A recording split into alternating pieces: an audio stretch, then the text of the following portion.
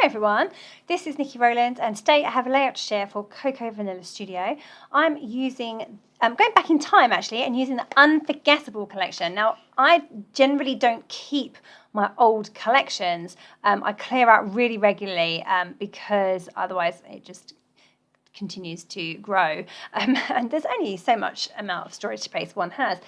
So anyway, I don't tend to keep hold of my older collections and at the time when Unforgettable was around, I wasn't on the Cocoa Vanilla Studio design team, so I had no reason to keep it. Anyway, I was clearing out some stuff the other day and I was going through my daughter's craft supplies to try and clear some of that out. And what did I find in there but a pack of Unforgettable and a pack of Legendary. I was so excited. So there's hardly any Unforgettable left at all, very, very little. So I've got like 1.5 sheets of pattern paper and that's pretty much it. And a few florals, a few pieces of ephemera, but not a lot. So I really do have to make something out of nothing.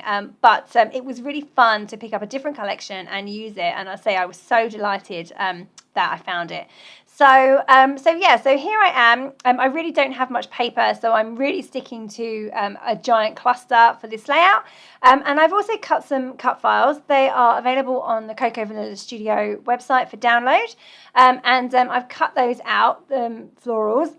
I've got one large spray and then several smaller individual flowers as well.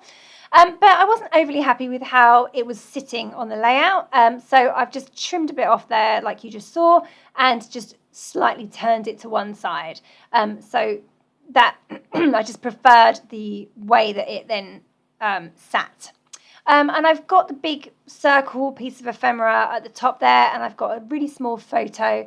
And I've also added some bright pink ink as a distress oxide in picked raspberry underneath my big cluster. It made the cut files stand out well as well, because I cut the cut files in white. And then I was like, well, I don't have any pattern paper to put it on top of, so it's not going to show.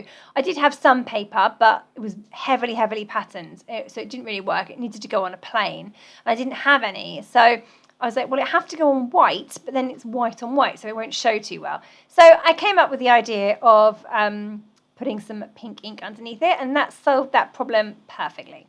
Then you can see where I've gone with the whole giant cluster on the left-hand side. I've got a tag behind there. I've tucked in my photo.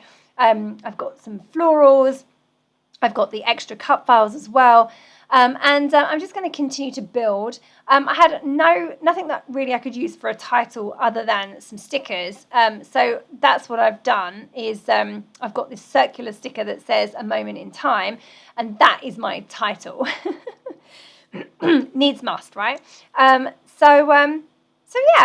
then I'm just adding to the clusters, adding some sequins, adding some smaller embellishments, so some hearts and flowers. And over on the right, I've added the butterfly, another heart, another little flower, and that's it really.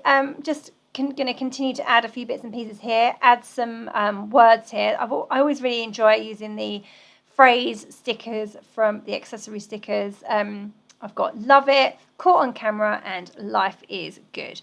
So these two are so sweet together. It's my little boy and his little friend, who's the same age as him but much smaller. He really looks after her. It's very sweet, and they're just walking along together in front of us, holding hands, full conversation, looking at each other. Just, it's such a sweet, adorable photo. So I thought I would scrap that one today. That's me pretty much done. I'm just going to write my journaling in, just a few words on the left side. I wanted to make a feature of it, so I'm going to underline it as well with my black journaling pen that I'm writing in. So I'm just going to use that and a ruler to underline it, and that's just going to make it stand out and make it a bit more of a design feature as opposed to just a few words that are on the page.